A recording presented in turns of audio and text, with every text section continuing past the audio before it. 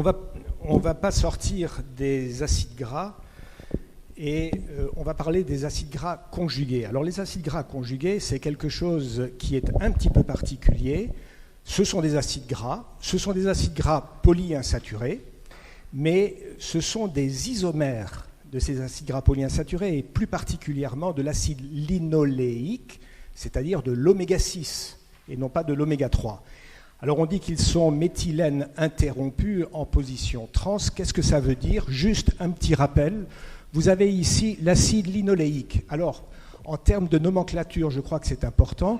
Vous savez que dans l'alphabet grec, la première lettre de l'alphabet grec, c'est l'alpha, et la dernière, c'est l'oméga. Et vous savez que dans la nomenclature chimique, le premier carbone, c'est le carboxyle, et le dernier carbone, c'est le méthylterminal. Et que donc, on a appelé de façon schématique oméga 3 ou oméga 6, c'est-à-dire qu'on compte à partir du dernier carbone, qu'on peut dire également N, et que la famille de polyinsaturés auquel appartient l'acide gras est déterminée par la position de la première double liaison à partir du carbone terminal. Donc on va dire oméga 6 quand à partir du carbone terminal, c'est à la 6e position, ou oméga 3, quand à partir du carbone terminal, c'est à la 3e position. Et ça, c'est définitif, c'est significatif de la famille. Après, ça peut s'allonger par ici. On passe de 18 à 20, 22, 24, mais à partir du carboxyle, jamais à partir d'ici. Ça détermine la famille à laquelle on appartient. Donc ça, c'est un problème de nomenclature. Deuxième point, vous savez ce que c'est que les cis et les trans, je n'insiste pas. Or, les acides gras conjugués sont tous avec au moins une position trans. Or, vous savez que les positions trans, actuellement, c'est l'ennemi public numéro 1 en termes alimentaires. Du moins, c'est ce que l'on dit. Alors, c'est vrai pour la majeure partie des trans, mais les acides gras polyinsaturés trans ont une position extrêmement particulière et on verra que certains d'entre eux ont des effets bénéfiques au lieu d'avoir des effets négatifs. Alors, parmi les trans, vous avez des trans qu'on appelle des mono-N, c'est-à-dire qu'ils n'ont qu'une seule double liaison. Ici, vous avez une double liaison en 9, ici, vous en avez une en 11, et je vous marque celui-ci parce qu'il est extrêmement important. C'est l'acide transvaxénique, qui est le principal trans-mono-N avec une seule double liaison alimentaire que l'on retrouve dans le lait des vaches et qui est le précurseur des CLA naturels qu'on va retrouver ensuite dans le lait de la vache. Donc retenez ça. Le deuxième point, bon ça je vais aller un peu plus vite parce qu'il faut rattraper le temps, simplement pour dire que les acides gras polyinsaturés sont uniquement d'origine végétale, ça n'existe pas d'origine animale, tout simplement parce qu'à partir de l'acide oléique, ça c'est très ubiquitaire, on en retrouve dans le monde animal, le monde végétal, le monde microbien, tout ce que vous voulez. Et bien à partir de l'acide oléique, la delta 12 et la delta 15 ne sont que dans le règne végétal et sont stimulés par la photosynthèse. Donc, ces deux précurseurs qui sont indispensables chez l'homme, enfin les précurseurs, les deux familles qui sont indispensables chez l'homme, ne peuvent être absorbés que par l'alimentation, soit une absorption directe, mais on sait que le taux de conversion chez l'homme, ça ne marche pas très bien, soit une absorption indirecte, c'est-à-dire que des animaux qui sont des animaux qui mangent des végétaux, vont être consommés ensuite en deuxième temps par les hommes, et ceci, c'est ce qu'on appelle la chaîne alimentaire. Et le poisson, dont Jacques Delarue vient de nous parler, l'huile de poisson, des poissons gras bien entendu, eh bien c'est exactement la même chose, c'est la chaîne alimentaire, à partir du phytoplancton qui est fortement ensoleillé et qui donne des oméga 3 pour le krill, puis les petits poissons, les moyens poissons qui mangent les petits, et puis les gros poissons qui mangent les moyens, et puis les hommes qui mangent les gros poissons. C'est la chaîne alimentaire. Eh bien, on a la même chaîne alimentaire dans le monde terrestre. Lorsque les vaches mangent de l'herbe de printemps avec une forte photosynthèse, ou bien des graines de lin, c'est le travail sur lequel nous avons travaillé depuis une dizaine d'années, eh bien on voit que la viande, le lait, etc. vont s'enrichir considérablement au printemps en acide oméga 3, cette famille-là, et puis s'il n'y a pas de photosynthèse et s'il n'y a pas d'oméga 3, c'est en oméga 6, cette famille-là. Qu'est-ce que c'est qu'un CLA? Un CLA, c'est une forme conjuguée, un isomère conjugué de l'acide linoléique oméga 6. Alors, vous savez que les deux doubles liaisons sont toujours séparées par un carbone saturé, c'est-à-dire que c'est ce qu'on appelle un méthylène interrompu. C'est-à-dire qu'entre deux carbones insaturés, il y a toujours un saturé. Eh bien, vous voyez que cette double liaison, elle peut basculer vers ici, ou bien cette autre double liaison peut basculer vers là. Et à ce moment-là, vous n'avez plus du méthylène interrompu, vous avez deux doubles liaisons qui n'ont plus de carbone saturé entre eux. C'est ça un CLA. Et comme ça peut basculer d'un côté ou que ça peut basculer de l'autre, vous avez deux isomères principaux qui sont les isomères de l'acide linoléique, CLA. Et ces isomères de l'acide linoléique, eh bien, c'est d'une part celui qu'on appelle CLA1, c'est le 6,9-trans-11 ou acide ruménique, c'est le CLA naturel qu'on trouve dans le lait de vache.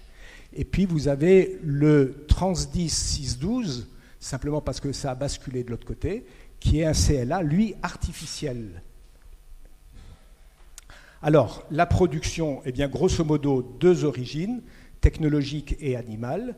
La synthèse technologique en utilisation alimentaire, c'est de la saponification, je vous passe les détails, il faut aller vite. Et grosso modo, vous voyez qu'à partir de l'acide linoléique, quand on fait cette technique, eh bien, vous avez une diminution de la quantité d'acide linoléique avec une production parallèle et équimolaire des deux CLA que je viens de vous présenter, le 6,9-trans-11 et le trans-10-6,12. Donc, quand on fait du CLA technologique, on obtient un mélange équimolaire des deux principaux, plus une certaine quantité de CLA qui sont de différentes formes, peu importe. Lorsque l'on regarde du côté animal, eh bien, selon ce qu'on va donner à manger à la vache, eh bien, elle ne va pas produire la même chose. Et vous avez ici des aliments riches en oméga 6, soja, maïs et tournesol, qui fournissent beaucoup d'oméga 6. Et à ce moment-là, on va trouver des oméga 6 dans le lait et dans la viande. Et puis vous avez par exemple la graine de lin, mais également l'herbe de printemps lors d'un fort ensoleillement. À ce moment-là, ça vous donne des oméga 3 et vous allez avoir dans la production laitière à la fois les oméga 3 et le CLA 6,9-trans-11. Alors, pourquoi? Tout simplement parce qu'au départ, dans ces deux familles, vous avez une delta-6 désaturase qui est commune. Et cette delta-6 désaturase va se déplacer du côté où le substrat est le plus important. Alors, il y a une affinité pour les oméga 3. Dès que vous introduisez des oméga 3, la delta-6 se déplace pour les oméga 3 pour entraîner la synthèse des autres acides gras. Et du coup, les oméga 6 ont moins de delta-6 et donc ils restent un peu en carafe, un peu sur le carreau. Et à ce moment-là, qu'est-ce qui va se passer? Eh bien, vous avez ici des animaux dont l'alimentation est riche en oméga 3, la delta-6 se déplaçant vers l'acide linolénique oméga 3, vous allez avoir de la viande, du lait, etc., enrichi dans notamment l'EPA et le DHA, et par contre, vous allez avoir l'acide linoléique qui, lui, ne peut pas monter ou montera, mais un peu plus difficilement vers l'acide arachidonique, les icosanoïdes, et l'acide arachidonique va diminuer. Ça, ce sont des études que nous avons faites dans notre centre et qui sont tout à fait caractéristiques. Et à ce moment-là, ces animaux-là, eh bien, uniquement chez les ruminants, donc il y a la vache mais la chèvre également par exemple, mais pas chez les autres animaux, chez les ruminants, cet acide linoléique restant disponible va être attaqué par les bactéries du rumen, et ce sont les bactéries du rumen qui vont les transformer en CLA. Et comme la vache mange de toute façon de l'acide oléique, puisque ça c'est très ubiquitaire, l'acide oléique va donner du transvaxénique et l'acide linoléique va donner du 6,9-trans-11 de l'acide rhuménique. C'est comme ça que la nature fabrique le CLA. Alors simplement, bon ça c'est la même chose, simplement il faut savoir que, si vous voulez, le CLA est une forme intermédiaire naturelle entre l'acide linoléique et l'acide stéarique, et que, chose très intéressante, et c'est comme ça d'ailleurs qu'on a découvert les CLA, c'est que l'acide rhuménique, c'est-à-dire le 6,9-trans-11, on va le retrouver dans la viande, dans le lait, comme ça directement, pour un quart. Et il va donner surtout dans le rumen, dans la panse de la vache, du trans-11, c'est-à-dire du transvaxénique. Et celui-ci va se retrouver au niveau de la mamelle de la vache. Or, au niveau de la mamelle de la vache, il y a une delta-9 désaturase, et cette delta-9 désaturase va le transformer en 6,9-trans-11. Et cette delta-9 existe également chez la femme, et c'est vraisemblablement un des éléments majeurs qui fait que les CLA 6,9-trans-11 et trans-11 sont des éléments très favorables de prévention du cancer du sein. Voilà un petit peu la composition en CLA d'un certain nombre de produits laitiers. Et les propriétés. Eh bien, propriétés, point de départ dans les années 80, les effets de différentes fractions lipidiques extraites de la viande de bœuf grillée sur des tumeurs cutanées de souris, eh bien, on a montré que ça réduisait l'incidence des cancers induits chez la souris. Donc c'est là-dessus qu'on s'est excité.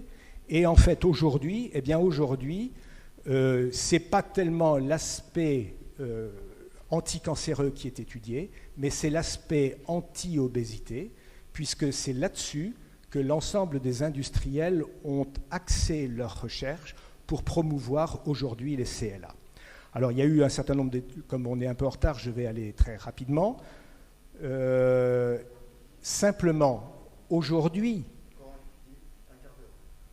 Bon, oui, mais aujourd'hui, il y a une énorme controverse.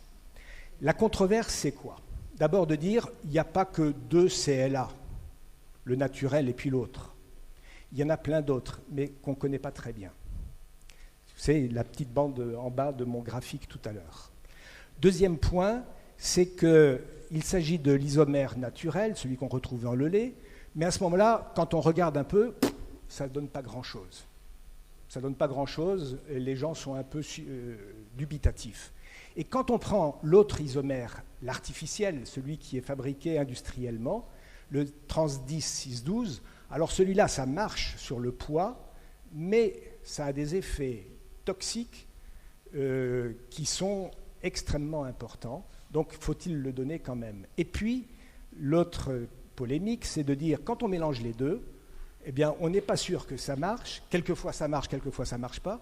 Et puis, on n'est pas sûr que ça soit toxique parce qu'on n'a jamais vu vraiment d'effets très toxiques, mais quand même, il y a des doutes. Donc, voilà un petit peu l'ensemble. Alors, comment traduire ce dilemme? Pour moi, il y a deux manières de procéder. D'abord, il faut faire la preuve de l'efficacité de ce que l'on met sur le marché. Et aujourd'hui, dans les pharmacies, vous trouvez plein de produits à base de CLA. Sur Internet, vous faites CLA et vous avez des listes de produits à base de CLA. Toujours le mélange des deux isomères d'origine industrielle, jamais le CLA naturel. Et puis le deuxième point, c'est de faire la preuve de l'absence de toxicité. Parce que si vous prenez un truc qui marche et que vous vous bousillez la santé avec, ça ne vaut quand même pas le coup.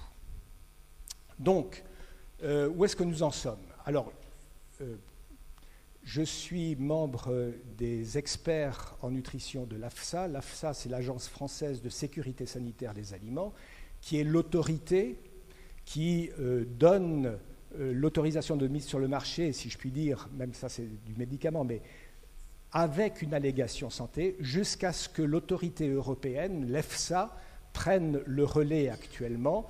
Mais AFSA et EFSA sont très liés dans leur démarche réglementaire et c'est un peu ce qu'aux États-Unis, la FDA fait.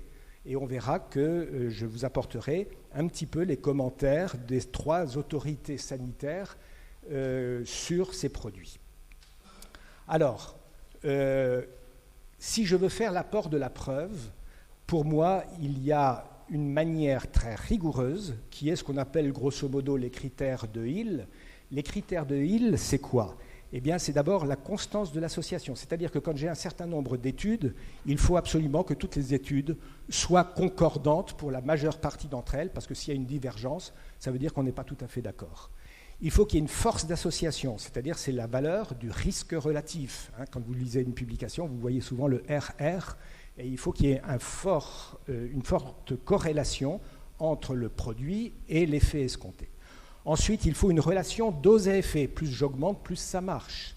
Il faut une temporalité, c'est-à-dire que dans l'analyse d'une étude, il faut que le produit ait été utilisé dans un délai suffisamment long pour que ça puisse marcher.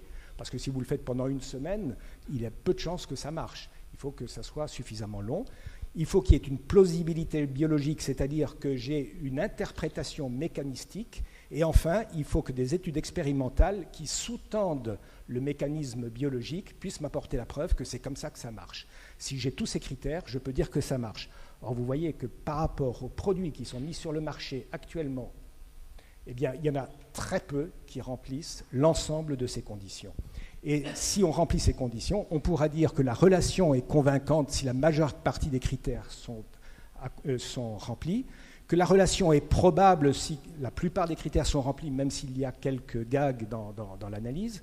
Elle peut être possible, elle peut être absence de relation complète si la majeure partie des critères sont absents, ou bien on peut simplement dire le niveau de preuve est dit insuffisant. Et il faut savoir qu'au niveau du comité d'experts de l'AFSA, la majeure partie des dossiers qui sont refusés, c'est parce que le niveau de preuve est insuffisant. Alors, la régulation pondérale, je ne vais pas revenir là-dessus, vous avez vu ça déjà tout à l'heure. Les CLA ont des actions comme Jacques Delarue vient de vous l'expliquer, et je vais essayer de vous faire un peu part de ma réflexion en termes justement de la controverse qu'il y a. Alors, première chose, oui, les CLA sont efficaces dans la perte pondérale. Alors là, j'ai un certain nombre d'études qui vont pouvoir me dire que c'est comme ça que ça marche. Et s'il y a une chose à retenir, c'est que ce n'est que le Transdis 612 qui marche sur la perte pondérale, c'est-à-dire le CLA2, celui qui est fabriqué industriellement, pas l'autre. Alors, il existe une corrélation négative entre le taux de Transdis 612 plasmatique et la leptine circulante. Bon. Et puis, si vous regardez la composition corporelle chez l'homme, vous avez une étude qui vous montre bien que la masse maigre et la masse grasse évoluent tout à fait dans le sens, vous avez ici, avec un effet dose qui est tout à fait manifeste. Donc, celui-là, ça marche. Si vous regardez également chez la souris, vous avez une autre étude qui vous montre qu'avec le 6,9 trans 11, donc vous avez enfoncé la masse maigre et en clair la masse grasse, mais vous voyez qu'au fur et à mesure que vous avez le contrôle, le 6,9 trans 11, le Transdis 6,12 et le mélange des deux, eh bien c'est celui-ci qui marche le mieux, avec une petite augmentation de la masse maigre, mais qui est beaucoup moins importante que la diminution de la masse grasse. Donc, ce CLA2, ça marche effectivement. Vous avez d'autres études, l'influence d'un mélange, là sur le coup, pour le poids du tissu adipeux épididymère de rat au bout de 5 mois, à 2 concentrations différentes de CLA, donc du mélange, et vous voyez que là aussi, on a une diminution de la graisse viscérale, et puis quand on donne des régimes enrichis en lipides, mais Jacques vous en a déjà parlé tout à l'heure, on voit qu'effectivement, il y a un effet préventif de la prise de poids lorsque l'on introduit des CLA. Donc, on a bien une action des CLA sur la composition de la masse adipeuse. Je vous fais l'économie de toutes les études qui ont été faites jusqu'à présent, et vous voyez qu'il y en a un certain nombre. Ce qui est quand même intéressant sur ces 2 publications, il faut savoir que ce sont ces 2 publications qui ont servi à présenter le dossier d'allégation au niveau de la FDA américaine, et en particulier la deuxième publication, J'insiste quand même sur celle de Gaulier ici, où un des auteurs, un des co-auteurs, est l'un des principaux fabricants de CLA industriels. Donc on peut se dire que cette étude n'est peut-être pas, mais ce n'est pas certain, tout à fait indépendante. De toute façon, ce qu'on peut dire ici, c'est que ça marche. Par contre, ce qu'on peut dire de cette méta-analyse, c'est que si ça marche, c'est quand même sacrément modeste. Sacrément modeste parce que, regardez, avec 0,24 kg par gramme de CLA par semaine, c'est-à-dire que les gens ont maigri de 600 grammes en 6 mois. 600 grammes en 6 mois, c'est quand même pas terrible. Avec le CLA tout seul, le Transdis 612, ils ont perdu 1,2 kg en 6 mois. Et avec le mélange, 2,16 kg en 6 mois. Donc on est quand même dans des pertes pondérales qui sont modestes. Et c'était la conclusion de cette méta-analyse. Alors, autre versant, non, les CLA ne sont pas efficaces. Et là, vous avez quelques études qui vous montrent qu'effectivement, quelle que soit la dose de 6,9-trans-11, eh bien, vous n'avez pas de modification du BMI à la fin de l'étude. La différence, vous l'avez ici, rien n'est significatif. Et même chose avec le Transdis 612. Ça, c'est une autre étude, je vais vous en faire grâce. Vous avez, je crois que j'avais, voilà, c'est mieux comme ça sous cette forme. Vous avez grosso modo des études qui vous montrent que pour le poids corporel et pour la masse grasse, eh bien, vous avez grosso modo davantage d'études qui disent que ça marche. Pour la masse maigre, vous en avez également, mais vous avez quand même un certain nombre d'études qui vous disent non, ça ne marche pas. Donc, on est toujours dans l'ambivalence, et je dirais que si ça marche, eh bien, ça marche modestement. Alors, je vais après un petit peu. Donc, une chose intéressante. Nous avons fait dans notre centre une étude avec le CLA naturel, et nous avons donné à un certain nombre de patients des produits laitiers, des produits enrichis en oméga 3, c'est la ligne bleue, des produits enrichis en oméga 3 plus CLA, c'est la ligne rouge par rapport aux témoins. Eh bien, vous voyez qu'au bout de 90 jours et à 105 jours, vous avez une augmentation importante, une diminution plutôt importante de la résistance à l'insuline. Et il faut savoir que le CLA naturel, nous on était assez contents de cette publication car ça a été quasiment la première publication qui le montrait. Et depuis, j'ai lu un certain nombre de papiers qui sont sortis postérieurement et qui confirment que le CLA naturel diminue la résistance à l'insuline. Alors si on diminue la résistance à l'insuline, vous pouvez mesurer tout le gain qu'on peut avoir sur le plan pondéral. Alors, toxicité, non, c'est pareil. Il y a des gens qui disent c'est pas toxique, et puis il y a des gens qui disent oui, c'est toxique. Alors vous avez par exemple la peroxydation, et ici les isoprostanes, vous avez une augmentation extrêmement importante de la peroxydation lipidique. La peroxydation lipidique, c'est la mauvaise, c'est la bêta-oxydation qui est la bonne pour fabriquer de l'énergie, mais la peroxydation, ça vous flanque un petit peu de l'oxydation partout, les radicaux libres, enfin, bon, c'est pas bon. Or, vous voyez que les CLA augmentent la peroxydation. Vous avez le risque toxicologique, eh bien, c'est une augmentation du stress oxydatif, une augmentation des marqueurs de l'inflammation, une augmentation de l'insulinorésistance et de la peroxydation lipidique avec le Transdis 612, justement, celui qui marche sur le plan pondéral. Donc ça pose un véritable problème et vous avez d'autres publications qui vous disent la même chose. Et puis vous avez celle de Braun qui a fait un petit peu, qui a marqué cette période où on voit qu'en plus il y a une diminution de l'expression du gène GLUT4 au niveau de l'action de l'insuline, ce qui fait qu'effectivement, ce CLA, il est diabétogène. Il est diabétogène. Donc, est-ce que c'est vraiment légitime de le prescrire? Alors, vous avez d'autres études qui vous disent exactement la même chose. Et cette photo est intéressante puisque chez des témoins ou chez des gens qui prennent le CLA naturel, vous avez la graisse épididymère du rat qui est tout à fait importante avec un foie de taille normale. Et lorsque vous donnez le CLA2, regardez un peu ce que la graisse épididymère est devenue et regardez la taille du foie où il y a une stéatose massive. Et il faut savoir que chez la souris en crève. Donc, problème, qu'est-ce qu'on fait avec le CLA2, celui qui marche sur le plan pondéral? Et ça a été une vraie question parce que j'ai participé pendant près de 2 ans à un groupe de travail de l'AFSA sur les acides gras trans et les CLA, et ce débat a été extrêmement ardu, et nous avons conclu, enfin je vous donnerai la conclusion, attention, attention, ce qui n'a pas du tout plu aux fabricants de CLA, bien entendu. Alors, donc les CLA, c'est pour le transdis 6,12, qui est à la fois augmentation du métabolisme oxydatif et de la peroxydation lipidique, effet sur les isoprostanes, effet diabétogène. On a pu, dans la littérature, mettre en évidence des effets sur la grossesse et sur la modification des lipides du lait, ce qui, par ricochet, peut amener une réflexion sur le devenir de la santé de l'enfant qui est au sein de la mère.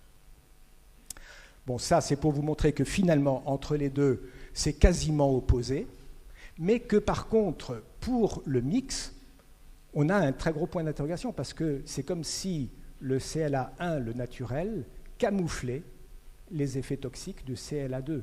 Mais en camouflant les effets toxiques, ça camoufle aussi, en grande partie, les effets bénéfiques sur le problème de la peau. Alors, je vais aller très rapidement. Lorsque vous avez, en termes de toxicologie, un problème à débattre, je crois que Jean-François Narbonne est dans l'assistance, il me contredira tout à l'heure si jamais je dis des bêtises, mais grosso modo, quand vous regardez la consommation moyenne d'un produit, vous avez ceci. Les besoins moyens, c'est la population standard qui est analysée. Et vous vous dites, il y a des petits consommateurs, et ces petits consommateurs, ils sont hors de l'apport suboptimal. C'est-à-dire que normalement, si on fait des recommandations, il faudrait que même les petits consommateurs soient à l'intérieur de la zone d'apport optimal. Donc on va déplacer la courbe de consommation pour que ces petits consommateurs puissent être, grosso modo, dans l'apport suboptimal. C'est valable pour n'importe quel aliment ou nutriment. Et problème, c'est que si vous déplacez la courbe, vous allez avoir les gros consommateurs. Mais il ne faut pas que les gros consommateurs arrivent dans la zone de toxicité.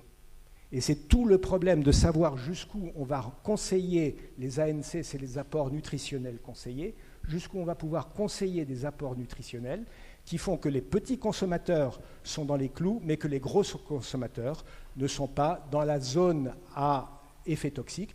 Et vous savez que si on a le moindre effet chez l'animal, on divise par 10 la dose pour avoir l'effet, si vous voulez, la dose chez l'homme, et encore par 10 pour avoir la limite de sécurité. Donc voilà, c'était un des problèmes au niveau des CLA. Et je vais rapidement dire pour les mécanismes d'action, ça bloque certaines désaturases, ça diminue la bêta-oxydation, tout ça on l'a vu, et puis ça joue au niveau des récepteurs PIPAR. Les récepteurs PIPAR, je vais simplement vous montrer sur ce schéma comment ça fonctionne. Grosso modo, quand vous avez un gène de susceptibilité, un gène cible, il faut que ce gène cible puisse s'exprimer. Pour s'exprimer, vous avez en quelque sorte besoin d'une photocopie de ce gène. Et la photocopieuse, ou plus exactement la photocopie, c'est l'ARN messager qui transmet l'information au réticulum endoplasmique, à l'appareil de Golgi, et qui va fabriquer une protéine. En général, ces protéines, ce sont des enzymes. Et ce sont ces enzymes qui vont être responsables d'un métabolisme particulier et avoir une traduction somatique ou une traduction métabolique.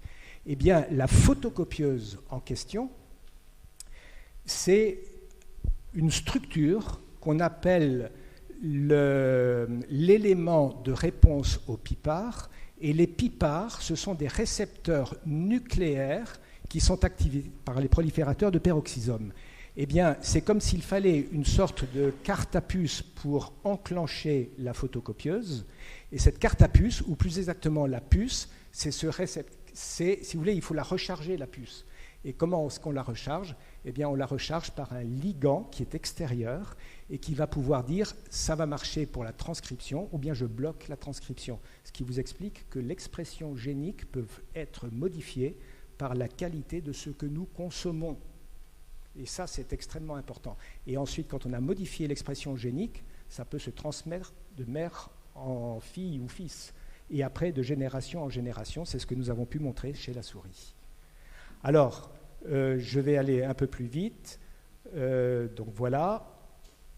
Au total, les effets sont effectivement anti-adipogènes pour le transdis 612. In vivo, c'est démontré, mais de faible amplitude, on l'a vu. Et puis on a vu qu'il y avait des effets éventuellement toxiques et néfastes qui sont à prendre en considération. Alors, comment la traduction au niveau de l'AFSA? L'AFSA a dit, attention, doucement, c'est quand même extrêmement dangereux de préconiser ce genre de choses. Jusqu'à une certaine dose, bon, c'est pas trop grave. Avec le mélange, apparemment, on n'a jamais vu de catastrophe, mais l'ensemble de ces résultats conduit à considérer la consommation de transdis 612 avec une très grande prudence. La FDI dit quoi? Eh bien, elle dit, oui, très bien, on est OK. On est OK parce qu'on considère que les CLA, et quand on dit CLA pour la FDI, c'est le mélange, elle réduit le gain de poids, elle augmente la masse musculaire, elle réduit la composition corporelle de matière grasse et elle maintient un bon niveau de poids corporel. Donc ça, depuis 2004. Ce qui veut dire qu'en tant qu'expert au niveau de l'AFSA, on a été assaillis, je dirais presque à la limite d'injure, en disant, vous les Européens, vous êtes complètement des nuls, regardez ce que les Américains ont fait. Et puis c'est vrai que les CLA ont été approuvés par la FDI très récemment comme produits alimentaires, et non seulement comme produits alimentaires, mais comme l'équivalent des novel foods. C'est-à-dire que depuis, on peut en flanquer n'importe où. Et dès que vous avez un produit, du yaourt, du jus de fruits, de tout ce que vous voulez, vous pouvez flanquer aux États-Unis du CLA dedans sans aucun problème en tant que novel food. Or, qu'est-ce que l'EFSA, donc l'autorité européenne, dit? Eh bien, vous pouvez lire. Ça, c'était les rejets. Actuellement, l'EFSA a rejeté toutes les demandes, ça c'est juste un exemple, toutes les demandes de CLA au motif que la preuve de l'efficacité et de la non-toxicité n'était pas suffisamment prouvée. Alors, les industriels ont réagi, vous pouvez imaginer, et il y a eu un éditorial dans le British Medical Journal de Lynn qui disait, bon, grosso modo, parmi les centaines de produits pour maigrir, il n'y en a que quelques-uns qui marchent, c'est la sibutramine, c'est l'Orlista et puis l'exercice physique avec éventuellement la chirurgie bariatrique, et tout le reste, c'est, je vais dire, de la connerie. Bon, donc, effectivement, les syndicats d'industriels ont dit, attendez, qu'est-ce que c'est que ce type-là, qu'est-ce qu'il nous a encore raconté?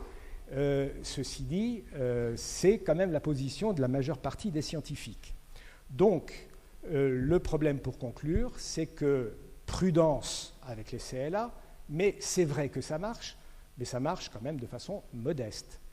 Ce n'est pas une perte de poids, je n'ai pas insisté là-dessus, mais on a vu que les récepteurs PIPAR, qui normalement sont au niveau de la graisse sous-cutanée, ces récepteurs PIPAR qui permettent effectivement une réduction du poids, avec le CLA transdis 612, disparaissent de la peau et apparaissent dans le foie.